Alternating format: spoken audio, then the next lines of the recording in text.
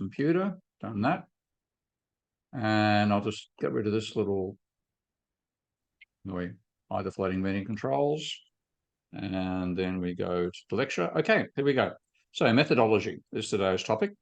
And starting with the idea of paradigms, I mean, I'm saying instantly that I think Thomas Kuhn's idea about how sciences operate is correct, but I'll talk a bit more about the detail of that later on.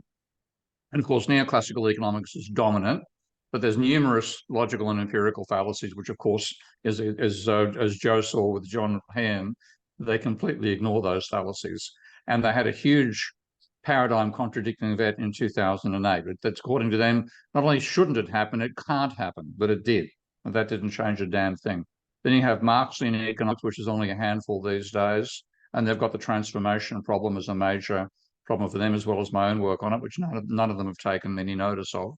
And of course, the collapse, how do you have a progression from capitalism to socialism if you go backwards at one point in time, which is what happened with the collapse of the Soviet Union. I think post-Keynesian economics would be about 5 to 10% of the discipline. And Tarek might have some ideas on that, because France back in the early 2000s, and this was with Danny Lang doing it. Danny put his nose in a couple of weeks back, or last week. Danny formed what's called the Society of Appalled Economists. And they almost got an independent brand. There were 1,800 academic economists in France, and 300 of them signed up. And then it got shut down by Jean Tirole. That's one in six. But when you look at the number, half of them are economic historians, so maybe 1 in 12. But that's why I'm saying maybe 5 to 10% of the discipline. But there's no unifying theory of value. Tarek, yeah? Yeah, the heterodox economists in France tried to create a new section in what we call in France in the university, so that heterodox economists can teach their programs with their own theoretical schools and stuff. But Jean Tirole, but also Philippe Aghion, I don't know if do you know him? Philippe Aghion, one of the neoclassical economists who work on the so-called Schumpeterian economics in the mainstream. So my sympathy to Schumpeter. Yeah. Both of them blocked the creation of the new section for the heterodox economics. Yeah, which is a great pity. Would have been a marvelous development if France actually had a formal heterodox economics group. There would have been funding for them. There would have been courses established. But of course, it got blocked by the neoclassicals. Any challenge to the paradigm, they try to shut down. So we have, this is despite the fact that post-Keynesians got it right, including me, about the financial crisis. So what you've got is the biggest and the smaller schools of both failed paradigms in denial that they're failed. We've got the post-Keynesian, which is viable but incomplete. So it's a very, very difficult situation overall. And you find that the neoclassicals became under attack after 2008. This is Larry Elliott, who I know fairly well, from The Guardian. And this was actually, I dressed up as Martin Luther for this particular event, by the way. If you find some photographs of me in brown cloth with that's the reason why. So he says orthodox economics are like the medieval church. It mystifies its congregation with mathematics. It's an unquestioned belief system. And the theories only make highly questionable assumptions, which is putting it mildly. And here's what the neoclassical said in reply, and this is very typical. Dismal ignorance of the dismal science. If only you knew more about us, you wouldn't be so critical. That sort of nonsense. And the main point they made was that you have to have mathematical models and you have to make assumptions. Okay? And they say, well, the London Tube map is not realistic and makes absurd assumptions. And if it did not, you couldn't use it. Okay? It'd be useless. And they say it's useful because it abstracts from unnecessary details. And that's what economic models do. They abstract from unnecessary details, like time and uncertainty. The definition was, so the London Tube map is a good example of what you should do with assumptions. So you've got, this is the London Tube map. For those who've been to London, you'd recognize that well. And here's a little zooming in on it. And the map tells you which towns are on which lines. So Lambeth North is on the Bakerloo and Southwark is on the Jubilee. And there are your little indications of that. So that's correct. You've got a stylized geography. So Westminster is north of Whittlesea and Victoria is west, where it's slightly different to that. It's roughly right, but quite big differences. You know which stations, where the lines intersect, but it's ignoring topography. The distances aren't precise. There are no roads shown, etc., etc. So it leaves out what you don't need to know. And that's exactly what simplifying assumptions do. What about, let's take a look at another set of assumptions. What about Ptolemy's epicycles? So this is a beautiful illustration. In the middle there is the right dead center is the Earth, and fluctuating around it, you've got the moon. You can see the moon cycling around, and then you've got, I think that's probably Venus is next. Then you've, or Mercury most likely. Then you have Venus, then the sun on a perfect circle. And then outside that, you've got Mars and Saturn, So is that a simplifying assumption? No, it's a set of complicating assumptions to make this Earth-centric model appear to work. And do the planets move that way? Not on your effing Nelly. This is what the planets do, and it's far simpler. So there can be simplifying assumptions and complicating assumptions. And the ones that neoclassicals make are complicating assumptions to make a wrong model look like it fits the data. That's what they've done. And they always defend it on the basis of simplifying. It's not. They make complicating assumptions. Now, when you look at how economists define it, they think they're a science. So here is Robbins back in the 19th. Of all time, this is the total depths of the Great Depression. Unemployment is 25%. Robbins, by the way, is an Austrian economist, not a neoclassical so much. And here he comes up with his definition, talking about means and ends and scarce means. So we don't have any unemployed workers that have alternative uses. And one thing I want to emphasize here is, what are the alternative uses? This is the definition, is they emphasize human behavior as a relationship between ends and scarce means. But they never finish off with the rest of it. Said, which have alternative uses. So what I want to know is, what is the alternative use for a blast furnace? What else can you make out of a blast furnace, okay? And that's one of the huge logical errors they make all the time. But it's begging the question of what is a science. And at the simplest level, you could say that it's about knowledge. But in pre-Enlightenment Europe, and I frankly regard economics as a pre-Enlightenment discipline, you got knowledge by reading the great works, the Bible, Aristotle, Ptolemy, and so on and so forth. Whereas during the Reformation and the Renaissance, we got the idea of trying to get knowledge from observation, and that would frequently contradict the great works. So you had a huge clash, of course, the most important one being that one between an Earth-centric view of the universe, which came out of religion and Aristotle and Ptolemy, and the sun-centric view of the universe, which was Copernicus, Galileo, and Tycho Brahe. And the great works, basically, and this is out of the Psalms, say that the world is firmly established, it cannot be moved.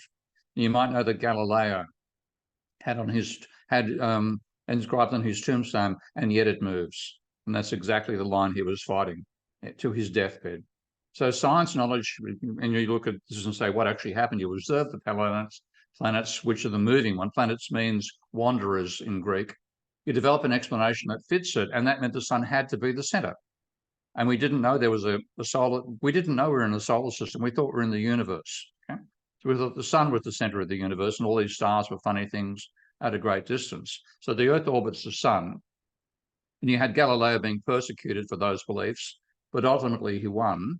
And what you then got was the attitude that you observe first and you explain second. That was the way science was regarded in the 18th and 19th century. So empirical observation followed by inductive reasoning.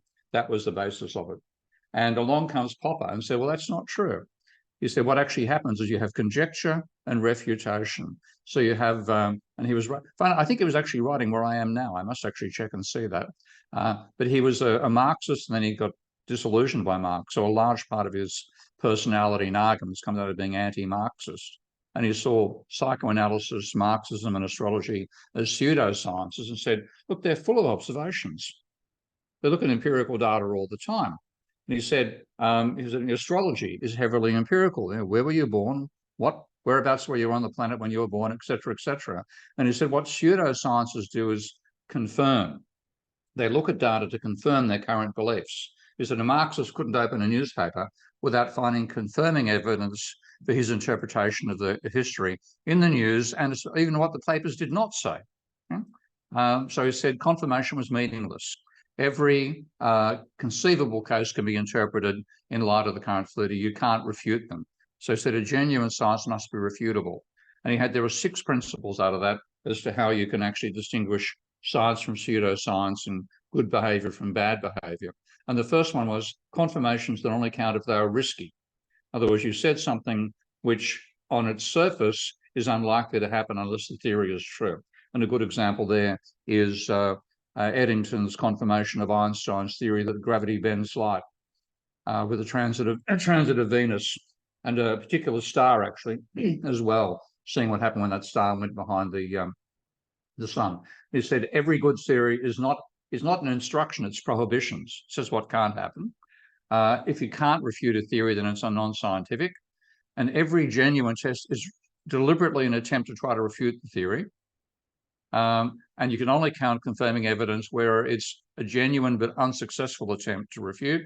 And if you reinterpret to avoid refutation, it's possible, but the more you do it, the less scientific a theory ends up being. So the criterion for being scientific is falsifiability. And he saw then out of that, he developed a history of science and said, well, everything starts with a myth. And how do you draw a line between myth and science? Well, to be scientific, you must be able to contradict what your theory says. And myths may have anticipations of important theories because humans are always, and this is quite true of us, we're always trying to find regularities in explaining reality. So he said theory precedes observation, was his argument. And myths gives us those conjectures, and then we test the theories, and some experience will contradict by those myths, so you refute them. And then by process of conjectures and refutations, you get science out of myth. And he says theories were not the digest of observations, but inventions. And I love how he writes. I disagree with him, but I love how he writes. Conjectures boldly put forward for trial to be eliminated if they clash with observations, and observations which were undertaken with the definite intention of testing a theory by obtaining, if possible, a decisive refutation. That's his argument. Now, and he was very anti-dogmatic and very pro-criticism. He said you have to have some dogmatism, otherwise you'll abandon a theory too early. But science develops by that process of conjecture and refutation. Proposed theories try to show they're wrong and accept them only tentatively if you fail to contradict your bold conjecture. And then as a result of this process, you get an evolution of better and better theories over time. And what you effectively have is a semi-linear process. You go from myth to science to better science. There are no big humps along the way. And it's incremental. You can never get a total picture of reality, but each conjecture and refutation brings you closer to it. Now, what I find crazy about this, and it is crazy, is that he says scientists, theory precedes observation. So the first thing, a bold conjecture, and then you try to get rid of it. Now that's almost schizophrenic. You're supposed to be more wedded to observation than theory, even though you start with theory. And then you attempt to refute your theory. You're a nutcase. That is not how people behave. They come up with a theory and they try to confirm it, which is, we have to say, well, that works in the case of science. And Kuhn, who developed the alternative argument of paradigms, found it was extremely hard to differentiate between myth and science. So when you look at Ptolemy's theory of astronomy, it has lots of reasons why you say, well, it's actually quite scientific. And so what Kuhn had done was attempt to do a PhD where he was going to use Popper's theory to explain the history of, I think it wasn't necessarily just astronomy, I think it was something else he was working on, but he couldn't make it fit.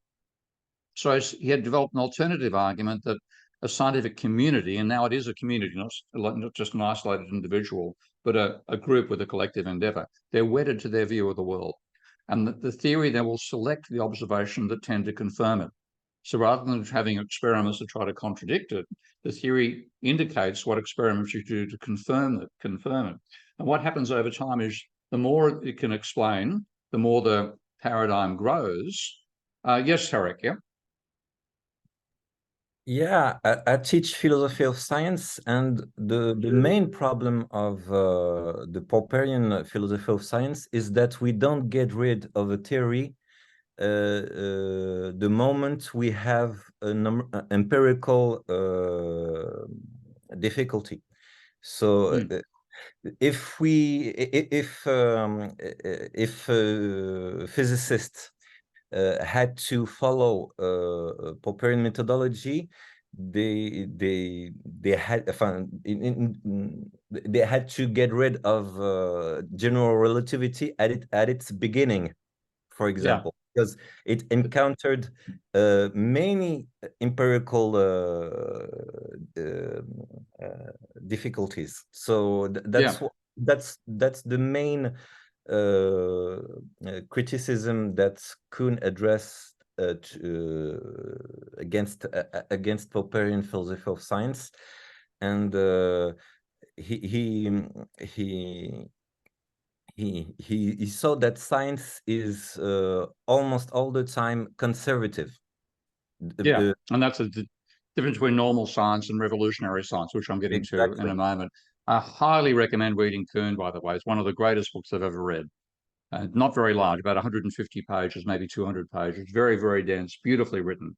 Okay, so what happens after a time is you continue pushing a sign or a paradigm forward, you start to get anomalies because the paradigm is not, there's no complete description of reality in any way yet. So you start to get contradictions, which initially are ignored, but ultimately you get to the point where all you've got left is anomalies. And the failure to resolve those anomalies leads to a revolution, which often comes in from outside the discipline. And it's frequently the case that people inside can't see an alternative. So what you have with the paradigm is an explanation of the phenomena you're trying to explain in physics and chemistry. For example, you can go back to the 19th century and find the explanation for flame as being this substance called phlogiston. Okay? So that was part of the paradigm in the 19th century. And you have a set of unresolved puzzles, and those unresolved puzzles become PhD topics for students. And the normal science is the process of resolving these these puzzles over time, but you start to have a paradigm breaking down when more and more anomalies mount up that you can't resolve within the theory. So if you look at, again, the best example is Aristotle to Copernicus. You have Aristotle saying the universe is highly ordered. There are two parts, the earth and the heavens. The earth is the place where change occurs. Heavens are the place of perfection. And there are 5 elements: earth, water, air, fire, and ether. Earth is the heaviest, and that's why it's at the center. Ether is the lightest, that's why it's in the heavens. And the heavenly bodies are on circular orbits in concentric spheres around the Earth in the order of, first of all, the Moon, then Mercury, then Venus, then the Sun, then Mars, as you saw with that simulation earlier. And the universe is finite and compact. We have a set of crystalline spheres that all these different parts are on at different points. The fixed stars are on the outer sphere, and beyond the stars, there's nothing. And you have 2 sets of rules. Earth, there's decay and change, and the Earth, perfection forever. And that's pretty much the religious view. The Earth is corrupt and heavens are perfect. And this is the view, pardon me, rather too quickly. So there you have the Earth, the Moon, Mercury, Venus, the Sun, Mars, Jupiter, and Saturn. That's all we could see at the time, those 4 planets. But there are your elements. Earth is in here, water, air, and fire, and the ether out here on the where the planets and the stars are. There are the heavens, and you've got the Moon, the Sun, and the stars, and it's all very compact. And here's the void on the outside. Now, Aristotle's system couldn't work because not all the orbits were circular. When people did measurements as well as they could without telescopes, what you saw, the orbits were largely elliptical. The worst thing was the planets kept on reversing direction. Sometimes they'd be moving east across the sky, other times moving west across the sky. So the puzzle was, how do you resolve this movement while still hanging on to the argument the Earth is the center of the universe? And Ptolemy solved it with what he called eccentric, epicycle, and equant motion. So what you had was this vision. There's the Earth, but it's not quite at the center. And that's okay, because the Earth would be perfect if it was at the center, okay? And you have eccentricity, because here's where the orbits actually occur from. So there's a universal center, there's the Earth, there's where the center of rotation actually occurs, and then the planets are up here on the spheres that rotate. Now, then what gave you an enormously complicated paradigm? How do you use this model to fit the observed data? Okay? You've got the core of the paradigm maintained, but the puzzles now is to place the heavenly bodies, particularly the planets, obviously, on those spheres. How fast do the spheres rotate? How big are they? Et cetera, et cetera. And that's an enormously complicated, really, really highly mathematical work. So what you then had is a breakdown over time, though. The table started losing accuracy. You had mariners relying upon it, but also contradicting the predictions. And the calendar started being accurate. The equinox moved backwards in time from the 21st towards the 11th. So Copernicus comes along with an alternative paradigm. The sun is the center. The Earth and the planets have circular, and that was the first mistake they made, circular orbits around them. And the stars are fixed at a great difference, with the only way you could explain the stars not moving, but they had to be an incredible difference away. And the original tables they had were less accurate than Ptolemy's because of the circular orbit assumption, okay, which stuffed up the fact that they're elliptical. But the explanation was much, much simpler. But it was also an incredibly different view of how things operate. So here you had this side, the parallax idea. The reason why the stars had to be a long way away was if you can see yourself, if you walk along the street, you've got a pole here and a chair there, and you walk along and the pole moves behind the chair, okay? No matter how far you walk, the relationship of one star to another never changed. So there had to be an enormous distance away. And what you got coming out of that, okay, was a new paradigm and a revolution in how people thought about the universe. Now, got a hostile reaction, of course. It clashed with the view of Ptolemy. And I think, how do stones fall? Okay, if the Earth's not the center of the universe, why do stones fall down? And if you're throwing up in the air and the stone falls back in the same place, how can that happen when the Earth is moving? And why is there a void? Is God wasteful? Etc. Etc. So you had all these hassles, but after about half a century, it was dominant. So now this is the new view, and take a look at it. The Sun, Mercury, Venus, and Earth, then Mars, Jupiter, and Saturn on the outside. Here's the void on the inside, and there are the stars. Okay? So it's a complete change in the vision. It wasn't linear progress. It was a paradigm shift. So, and you had this religious-based view. So you could actually say, well, it's just myth. But were they unscientific? Well, they had a complex model. They had accurate tables. They observed very carefully. Now, were they trying to refute their theory? Anything but. Okay? They were trying to hang on to the idea that the Earth was the center. And did they accept? Were they happy when Copernicus came along and said, at last somebody's managed to contradict our theory? Carl's going to be so happy when he's born in 500 years' time. No, they resisted like crazy. So this is why I think the paradigm was regarded as a more accurate model of how sciences actually behave. And there's work by Feyerabend. I really enjoy Feyerabend, by the way, and Lakatos, who extend the model quite substantially. And what Lakatos talks about is not just a paradigm, but what he calls a scientific research program. And you have a hard core, which adherents try not to refute. But then around it, there's a protective belt where you'll adjust the hypotheses to try to make sure the hardcore survives. And then you can have a positive heuristic where you're normal science and you continue extending and improving the paradigm over time. Or you can have a degenerative one where you're spending all your time adjusting the assumptions to make sure that the paradigm doesn't get defeated by observations that it can't explain. Now, if you look at the positive view of neoclassical economics, you can see it. You can actually imagine, and this is what I see neoclassicals doing, refinement of the theory from the physiocrats to the neoclassicals, getting better all the time. But then on the negative side, the idea that utility was irrefutable. So there were some non-scientific concepts there. But if you look at the paradigm view, you have a series of paradigms, each with its own view, its own puzzles, its own anomalies. And some of those paradigms are progressive, others are degenerative. And, so can I actually treat economics as a science? Well, one of the main problems, and I'm going to come back to this towards the end, you can't do a controlled experiment. You can't run a set of policies. So, that caused a Great Depression. Let's try something else. Too late, okay? And the observer is actually impacting on the data to some extent. The beliefs you have will channel what you regard as data to begin with. So is it really a science? Well, economists, neoclassicals believe they are a science. And along comes Milton Friedman with a defense of all its problems. And his defense is called instrumentalism. His argument was the proper test of a theory is its predictions. Forget about the assumptions. They don't matter. So the more significant the theory, the more unrealistic the assumptions. We're back to the London tube map again. I said, and he made assumptions about firms behaving as if they were maximizing expected returns, even if that's what they weren't consciously doing. And what he wrote it for was to counter the perennial criticism of orthodox economic theory as unrealistic. That's a direct quote from that particular paper. Now, all sorts of problems with this attitude. One is that he defends his economics with instrumentalism, which implies any assumptions are okay.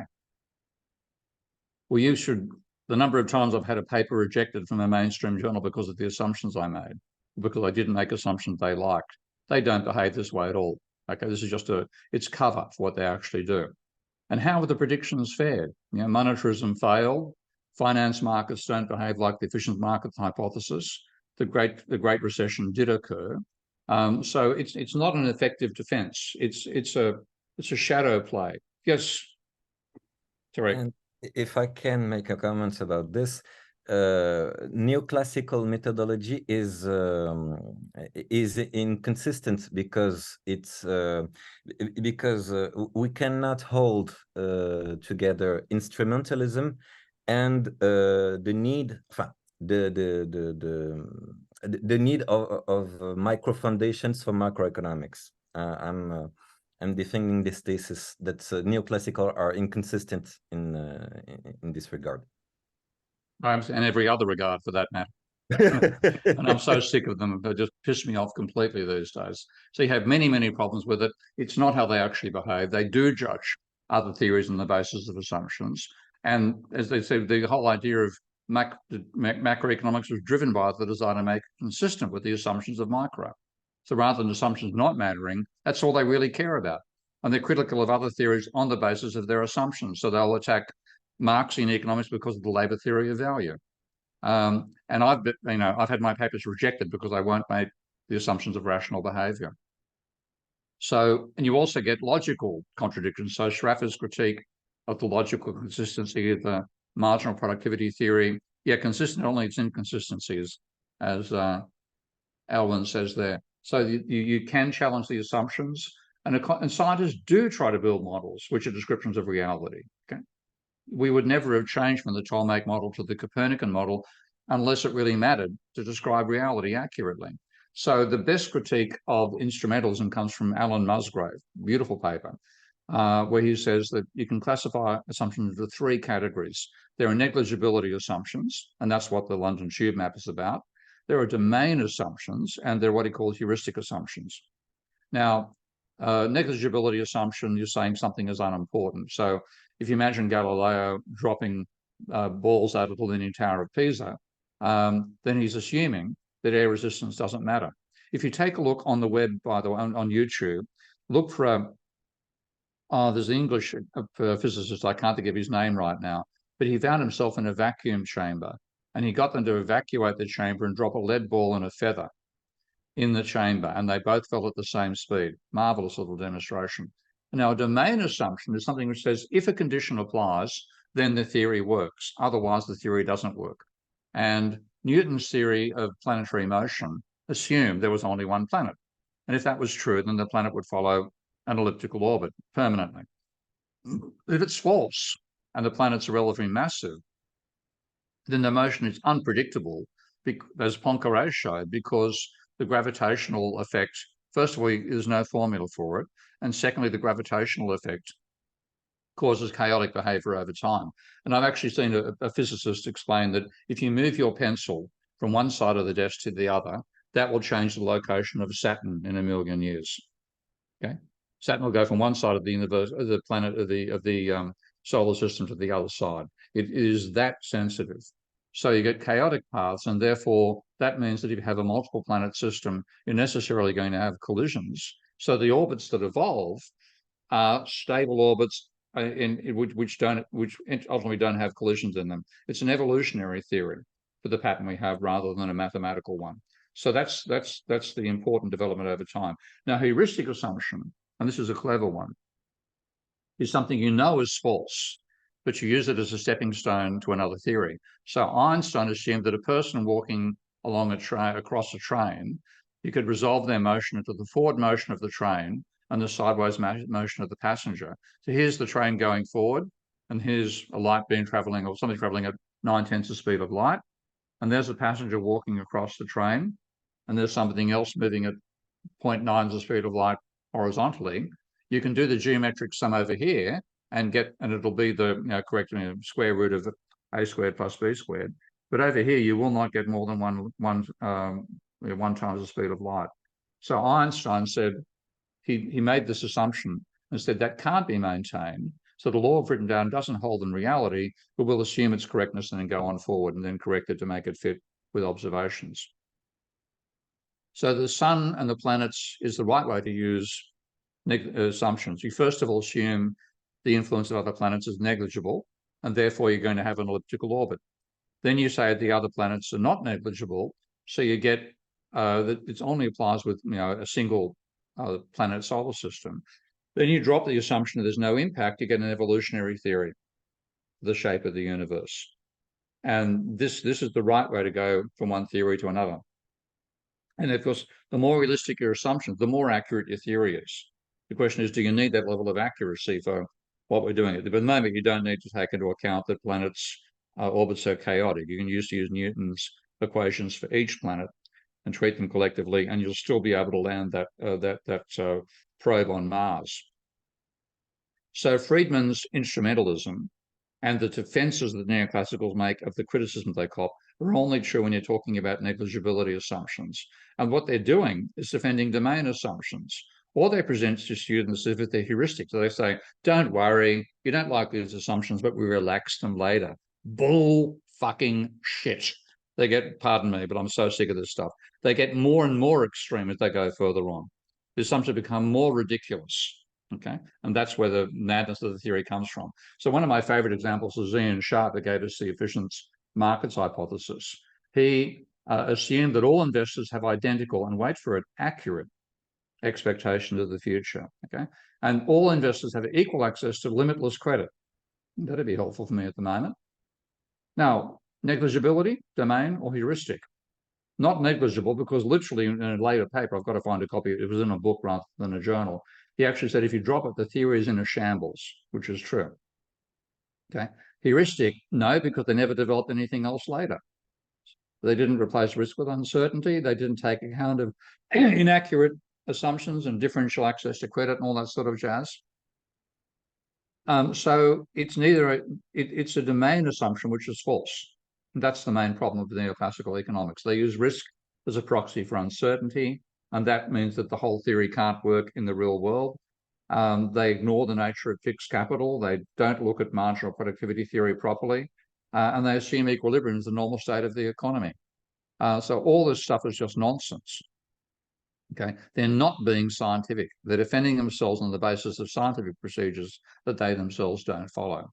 So the trouble is, I've had so many, when I was a student, so many lecturers pull this garbage out about assumptions don't matter. All that they really mean is it's a way of protecting their favorite assumptions from criticism. And therefore you can regard this idea of instrumentalism as part of the protective belt of neoclassical theory to avoid criticism at the hard core. And in fact, he wrote that paper to encourage people not to read the papers on the empirical stories of firms. So here's the quote, accurate predictions. But he then used the example of the debate over monopolistic versus imperfect competition, which was back in the 30s, and Robinson, Joan Robinson began a lot of that. So this was explicitly motivated by the belief that perfect competition or perfect monopoly were a false image of reality.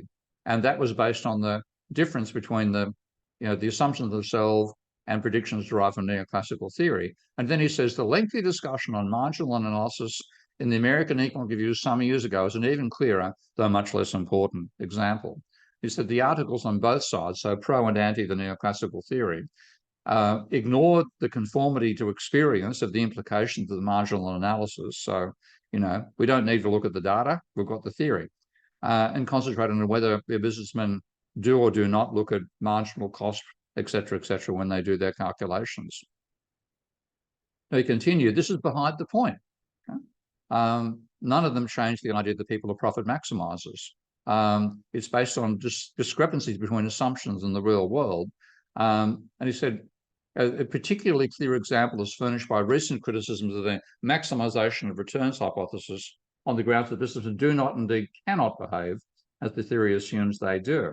And where do they get this from? They ask business what they do. He said, the procedure for testing economic theories that is about on a par with testing theories of longevity by asking octogenarians how they account for their long life. Maybe I can blame Scotch.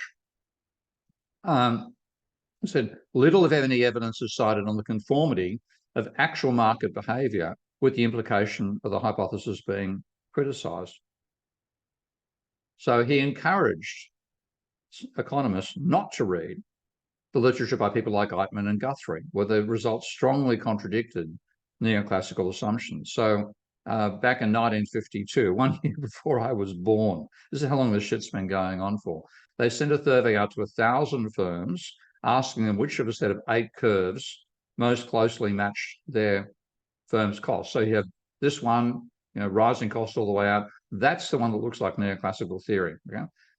They got 336 reply, which is pretty good, a 1/3 response rate. Only one chose that answer. Hang on. There we go, it's better. Okay. So one out of 336 chose that, 334 chose that. 95% chose 6 or 7, with falling costs almost all the way out and then all the way out. Okay. So it was totally contradictory of the theory. And Andrews, writing back in 1949, I think, that was his summary. Constant, what he calls average direct costs, which variable costs, falling average fixed costs as a rectangular hyperbola, some planned output level, and a limit of what the plant can produce. That's a realistic picture of what you get when you do surveys with firms. So what this means is the best profit maximizing strategy is to sell as many units as you can. And that's easily proven, and I'm about to prove it for the first time, which I think is ridiculous because it's so damn simple. So pardon me, any mathematic phobes, I'm sorry, a bit of mathematics is coming your way, but I'll do it first of all graphically. So what you have, when you look at ordinary firms, they have constant cost, variable cost. Falling amplifies the case that I'm making here, but constant is sufficient. And their fixed costs, and they've got a fixed or constant price. Now, I'm not assuming perfect information and other nonsense, neoclassical ideas like that here. What I'm assuming, which makes plenty of sense, is non-price competition. You have a differentiated market. The market for cars has got all sorts of different types of cars. You try not to drop your price. So when you get an increase in the sales of Fords, that comes at the expense of a fall in sales for General Motors. So you can still see a horizontal demand curve coming out of that. You don't need this neoclassical assumption of perfect information. Now, what this means is when you look at it graphically, and that's the first explanation I'll give here, your best sales strategy is not to equate marginal cost and marginal revenue, but to flog as many units as you can.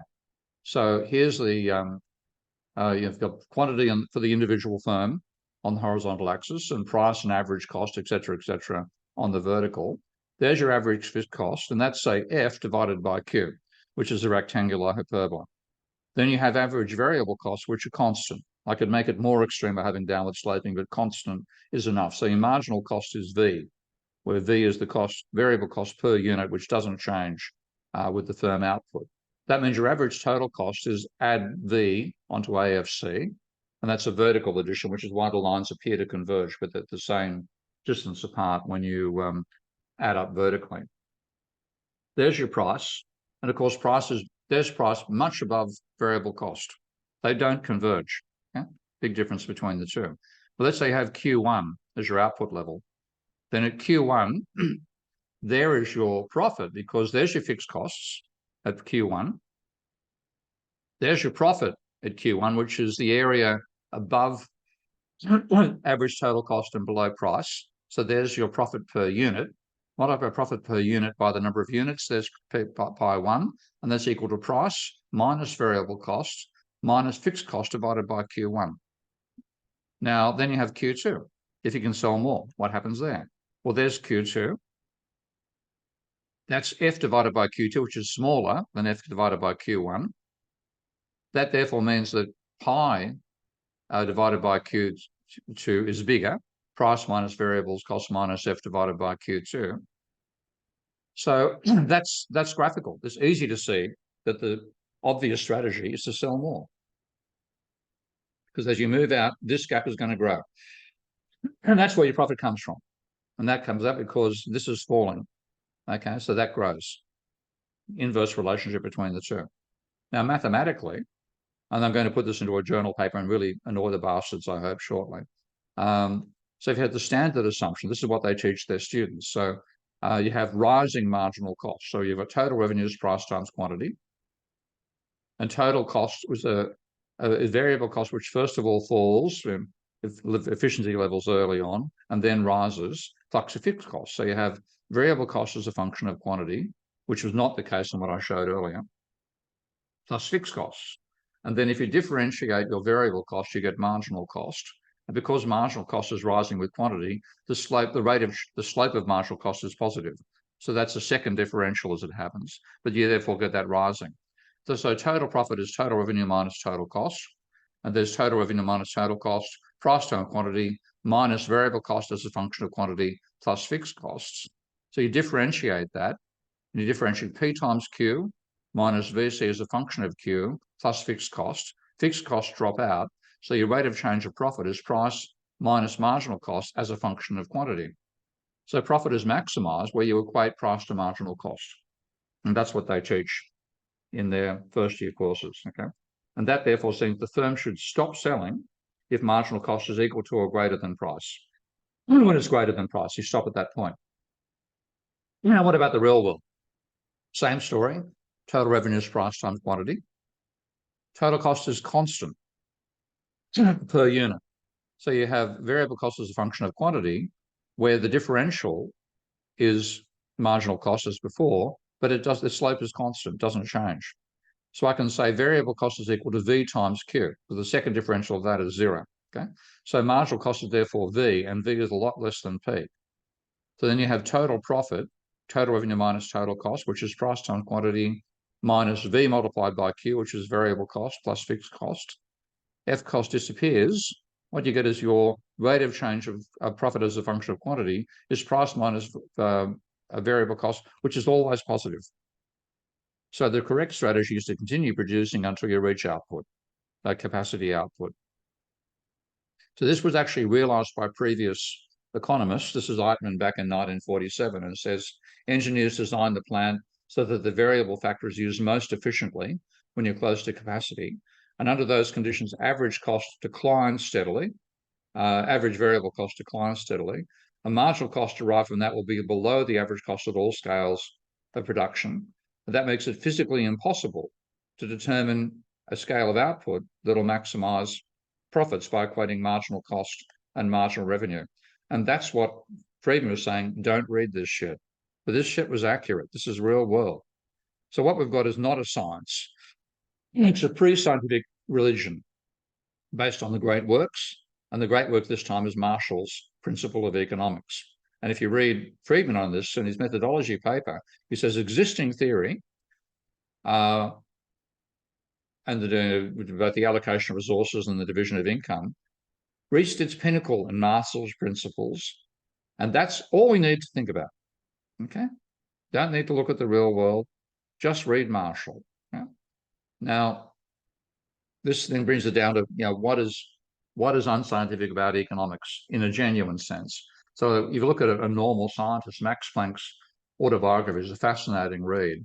And he said it's one of the most painful experiences of his life. He's never succeeded in gaining recognition for a new result, okay? Even if he could prove the outcome. So how does a normal economist react? Well, I think Alan Blinder is quite an interesting, and in the genuine sense of the word, quite a pathetic example, because he did his research into the cost of firms back in the 1990s, as I explained in an earlier lecture, and he mentioned how common the assumption is of rising marginal cost. He said the overwhelmingly bad news for theory is that only a fraction is produced under rising marginal cost. Most is under constant, and another 40% under falling marginal cost. Now, how did he react? He ignored his own research and he mangled the theory. If you look at his textbook, he says the law of diminishing returns rests simply in observed facts. Economists did not deduce the relationship analytically. That is bullshit, okay? Completely false. And so false that if you use that as an answer in an exam by another textbook, you'd be failed for giving a wrong answer. Okay, it was a logical deduction, and empirical research, far from confirming it, has contradicted, including his own research.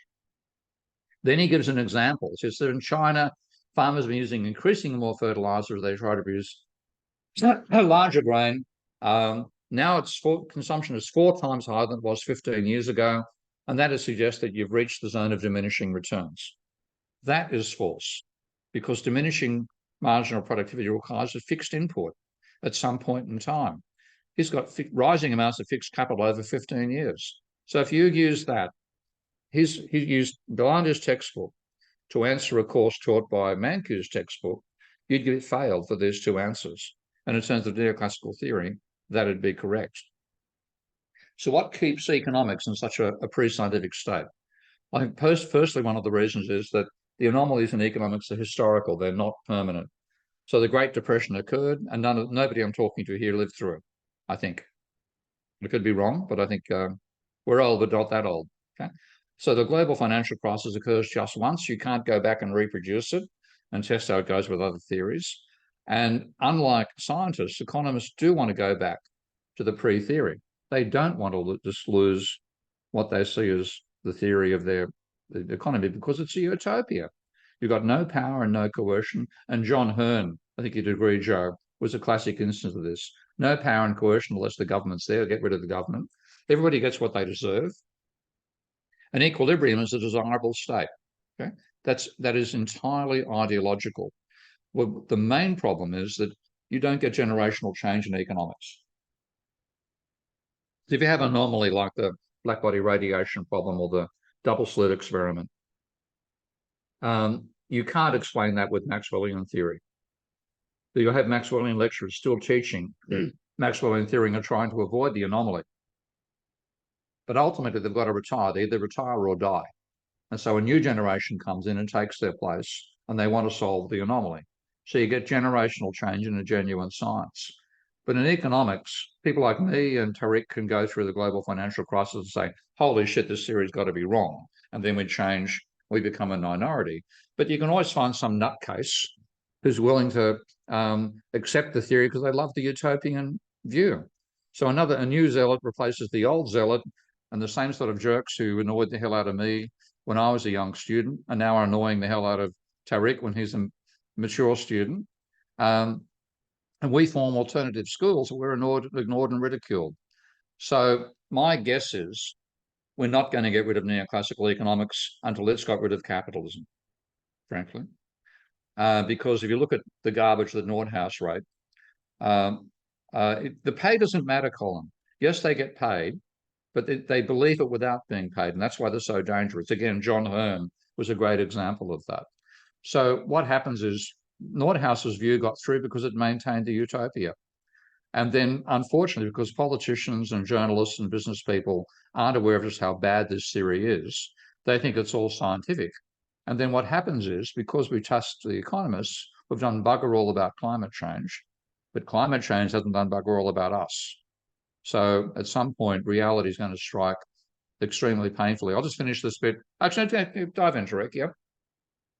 Yeah, I just wanted to say that basically regarding what you showed us about neoclassical research papers on climate change, they're basically climato-sceptics. They're not what? We say in French, climato-sceptics. Which means that they are in denial of the phenomenon of climate change. Yeah, that's true. That's true. They are in denial of it. But they're in denial of it, and that means capitalism doesn't have to change. And that's why neoclassicals like the whole thing. So at some point, and I think this year has been a classic warm-up, what's going to come our way in the next few years. Climate change is going to destroy the productive apparatus of capitalism. Whether we're going to get a global famine or massive, massive floods wiping out cities, which we're seeing the beginnings of already, this is what I think the future is going to be. And I reckon neoclassical economics will survive longer. We'll be in Mad Max and somebody will still be teaching neoclassical economics. And on that depressing note, I'll hand over to my audience here. Let's have a chat. And Alex, you were in a meeting with Nordhaus 2 years ago, were you?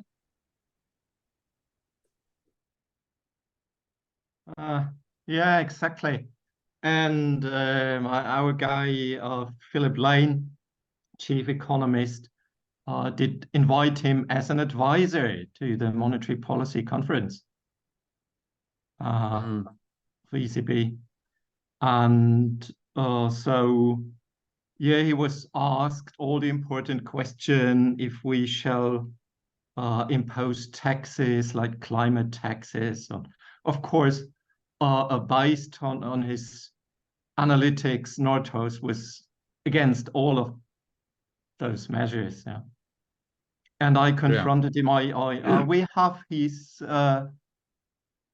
famous book in our library. So I got the book before the meeting. I read the book and confronted him with some of the fallacies. And not him, but Philip Lane. And Philip Lane had to read it.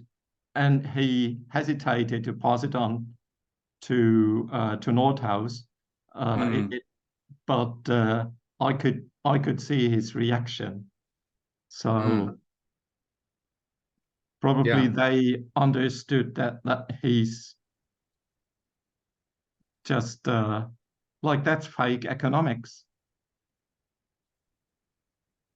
Yeah. But that doesn't change anything. So we'll inviting the same kind of people, the neoclassicals, always. It's groupthink. It's beyond repair. You don't change that. No, you can't. You've got to get rid of them. I mean, I really think they should. My belief, we should shut economics departments down completely.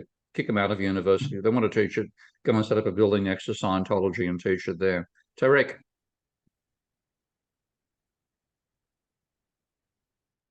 Steve, can you stop sharing the screen so we can see each other? Oh, sorry. Pardon me. Yeah, my mistake. Thanks. There you go. Thanks, stop Steve. Share. There you go. That's better. Sorry. Yeah. Okay, Tarek.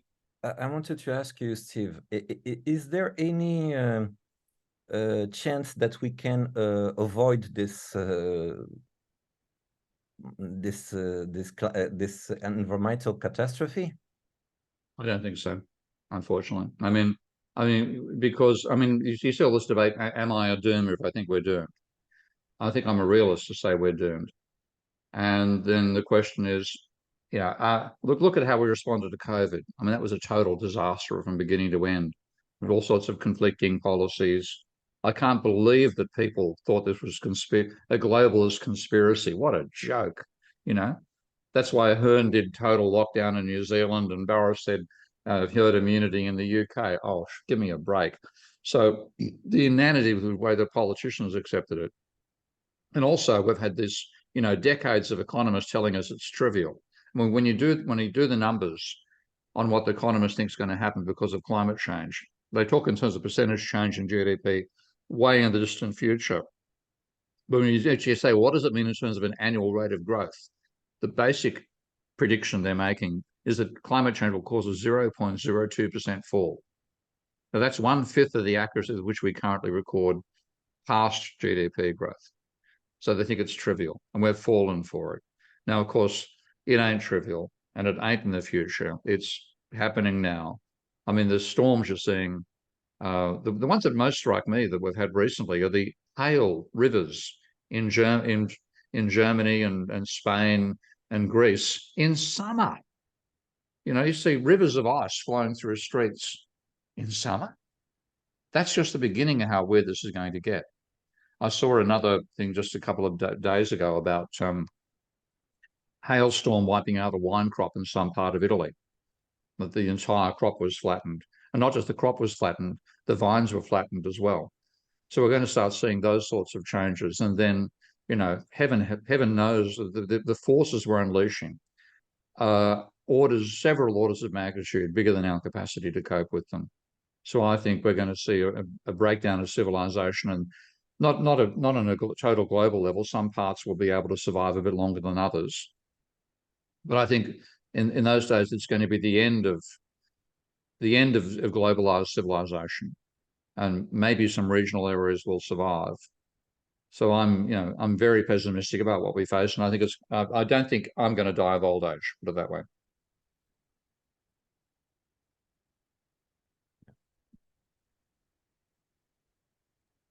Sorry, I don't find the button to raise my hand.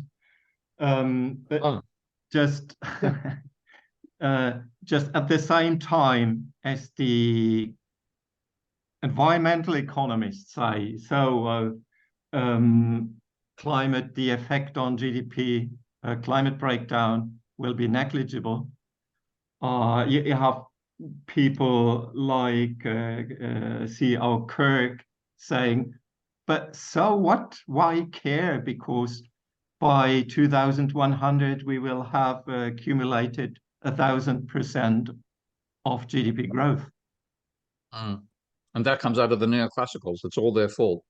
Yeah. You know. I mean, I've got to give them credit for being able to package stuff in a way that looks acceptable and intelligent. So, like the biggest, I think I told you the Howard and Sylvan survey of 738 climate economists who wrote in the top 25 journals, their median prediction for damage from GDP from a trajectory towards 7 degrees of warming by 2220, so 2 centuries from now, was a 20% fall in GDP.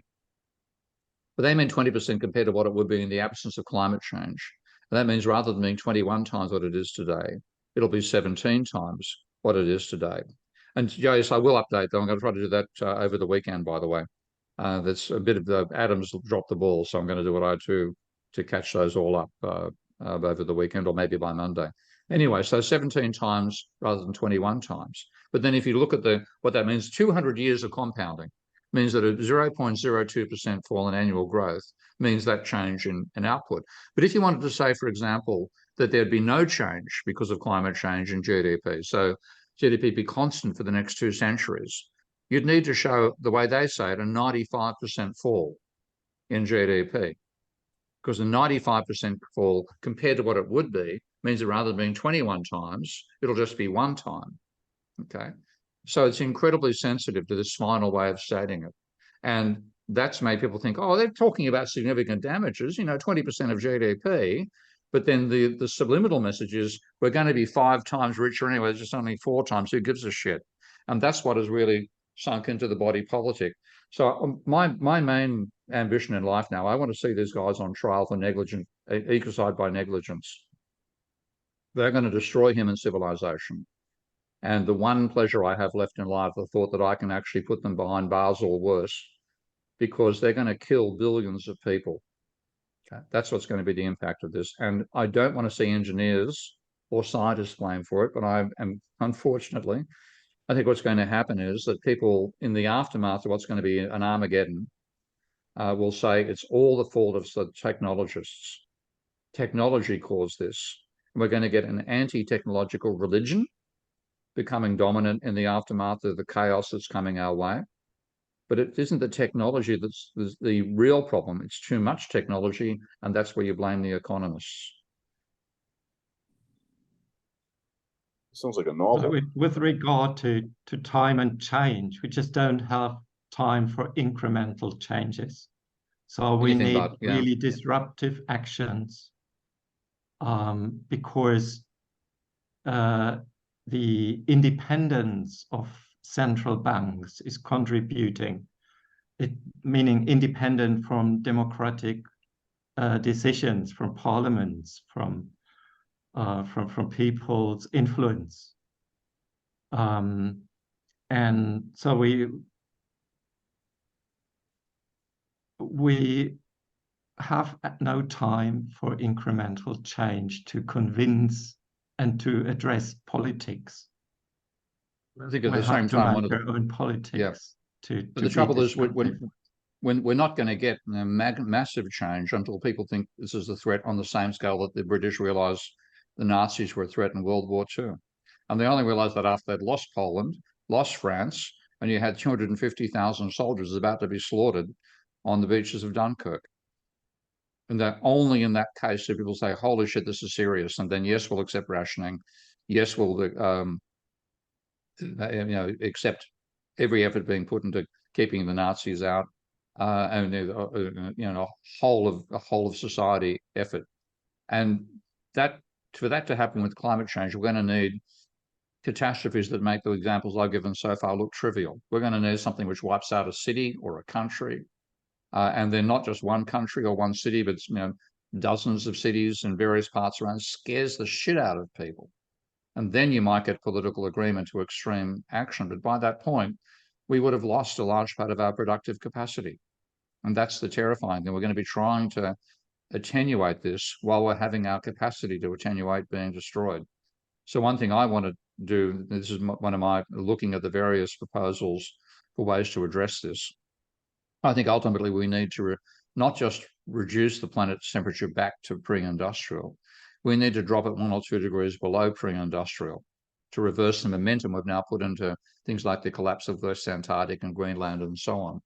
And that itself will cause deaths, okay? But the alternative is no civilization left.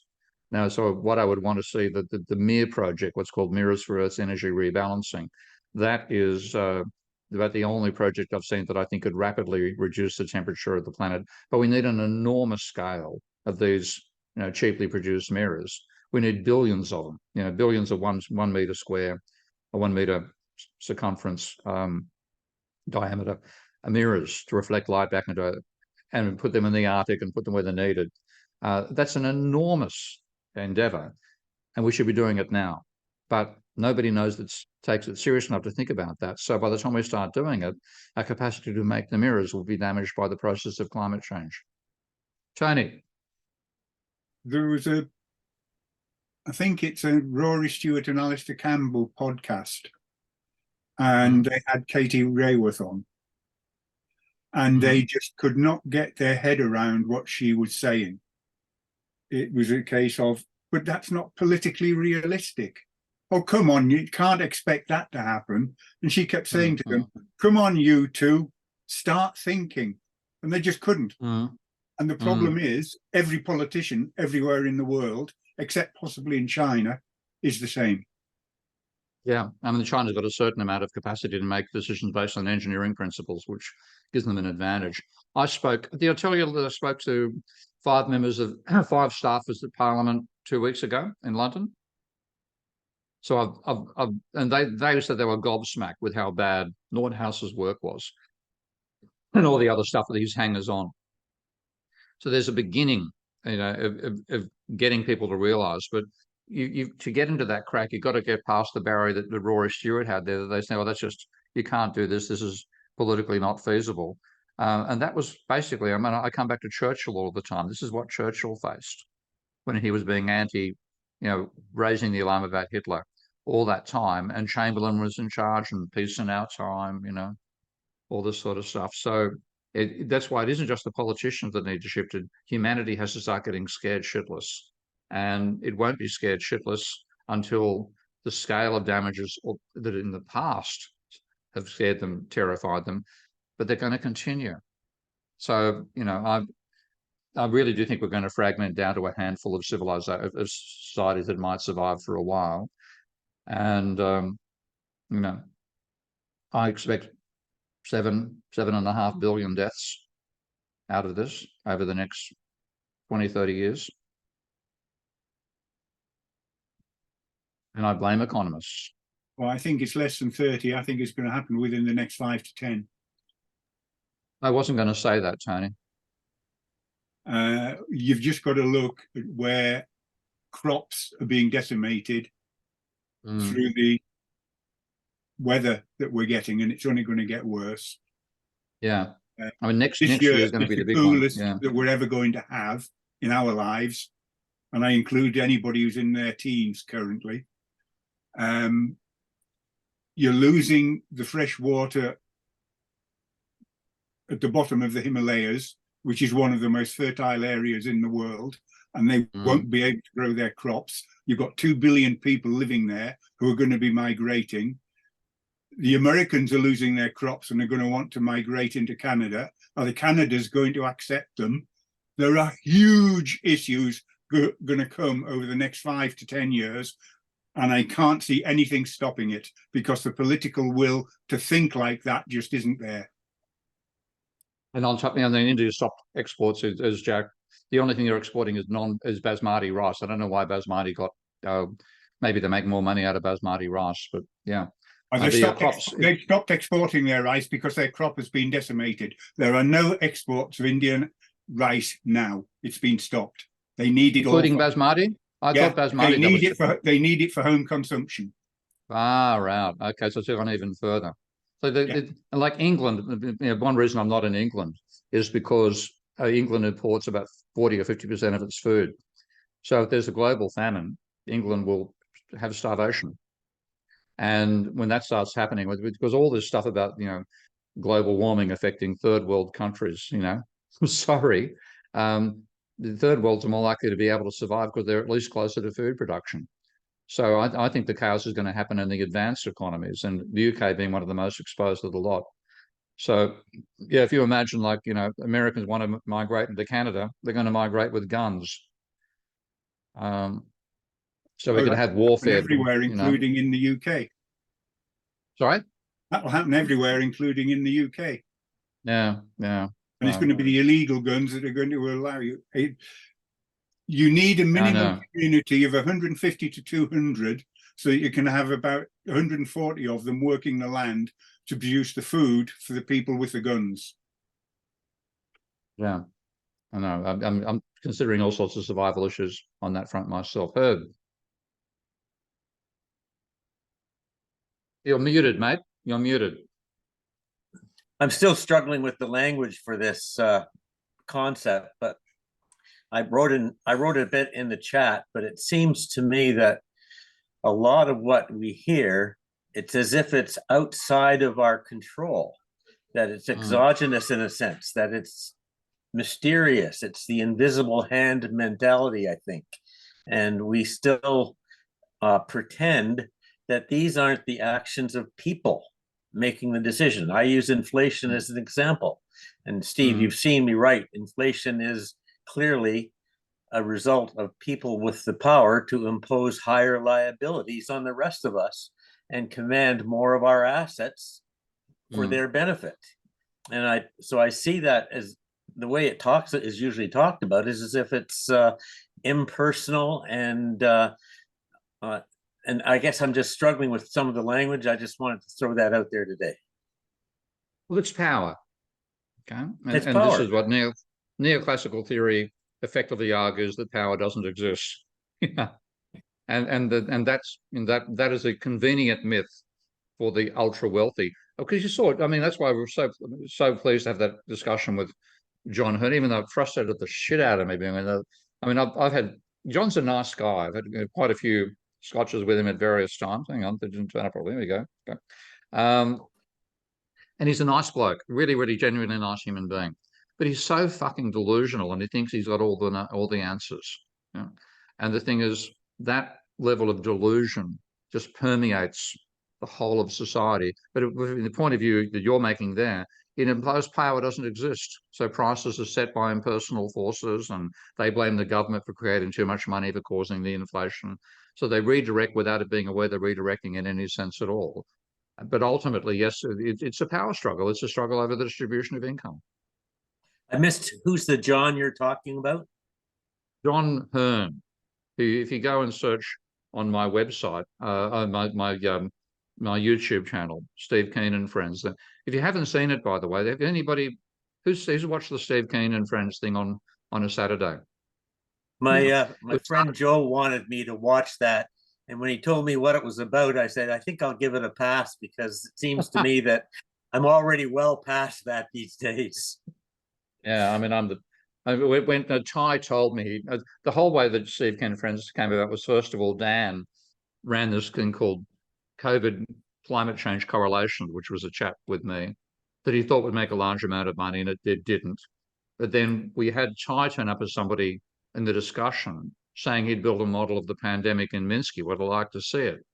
And I said, yeah, sure, basically expecting a pretty waffly thing.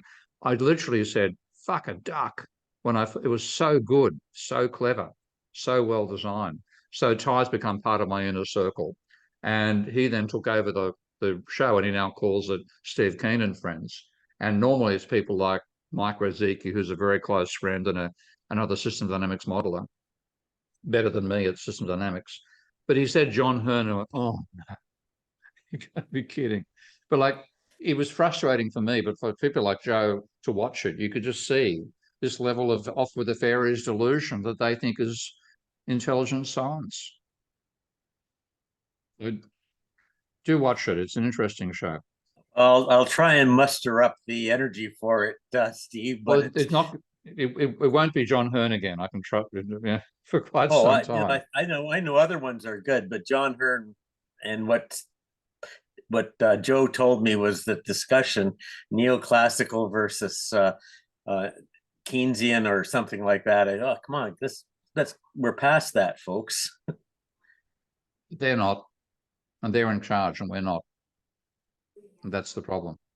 That's what I say. It's about power, and we forget about the power piece. Yeah.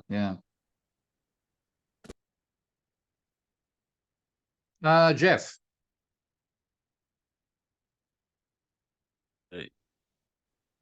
Hey, I liked your marginal cost analysis. Yeah.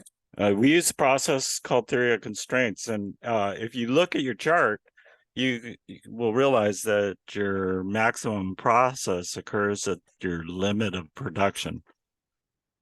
To the That's right. correct. I mean, yeah.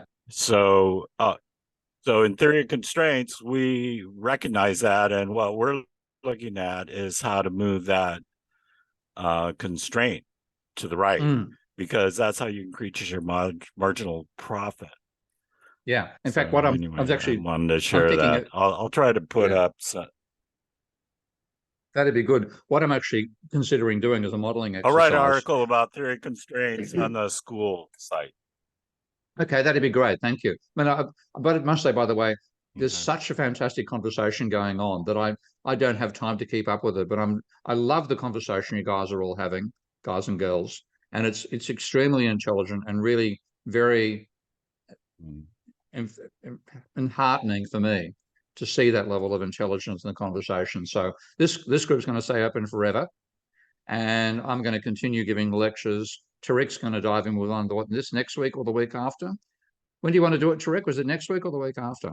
The week after. We agreed on the week after. Week after, yeah. Okay, so I'll get back to the beginning of the series of lectures next week.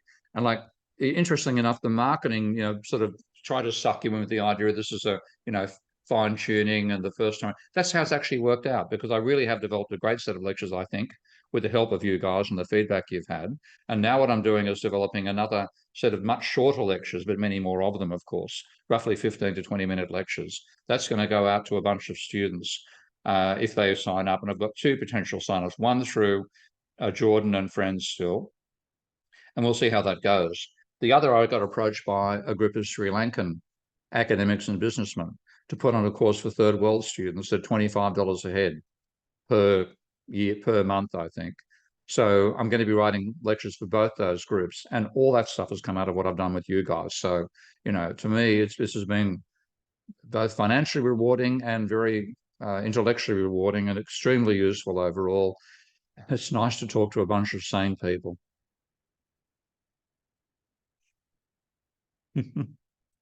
Are we done?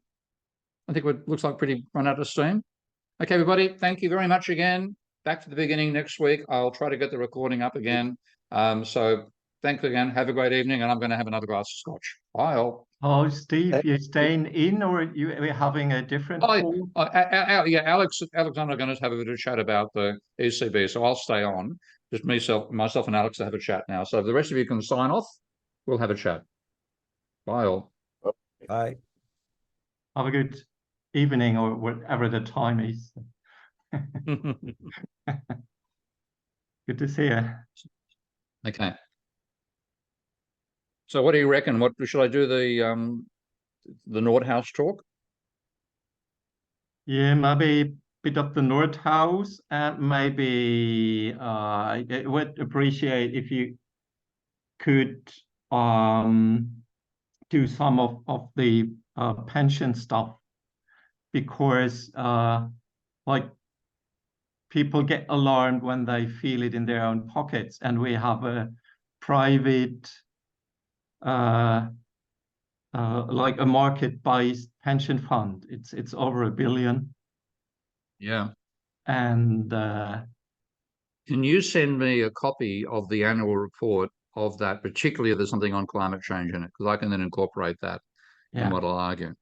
And they just changed, it's all MSCI metrics based, and they just switched the funds to a more like Paris aligned, but like our advisor is Mercer, and you did write about Mercer, yeah. I gave those guys a way out, you know. I mean, we actually, they were agreed to meet me, met them with the 2 other people from Carbon Tracker, 3 other people from Carbon Tracker. And I basically said, look, you know, effectively, you should jump on the right side of history. And what the fuckwits did was say, oh, they you know, Keane used our old model. It wasn't the model that matters. It's the empirical assumptions they make. They haven't changed those at all. And they try to imply that we made a mistake. Well, fuck you. So now I'm going after Mercer. So if you can send me a copy of the report, if there's anything from Mercer that they gave you or anything else, please send it my way, and I'll take advantage of that for the talk I give. Okay. Oh, great.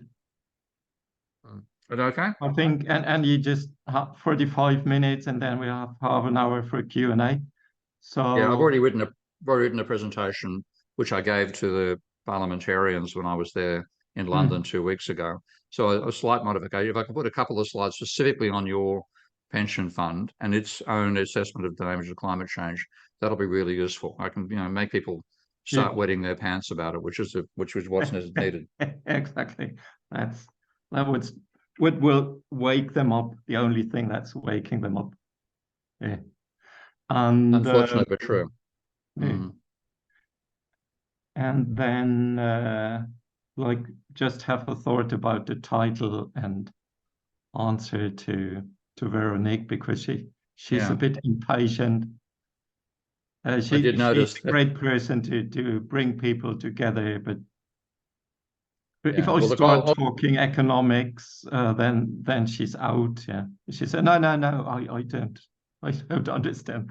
And well, yeah, I'll say with how economists have jeopardized your pensions. That's great. Ha. Okay. Yeah, that's a good provocative title. That's perfect. Okay, well, I'll work on that and put an abstract together. Thank you for putting that sort of details about my research, and that was that's very helpful, because I get so many bloody requests. I get wiped out by the mundanity of what I need to do to get presentations organized and so on. So thank you. What I anticipated.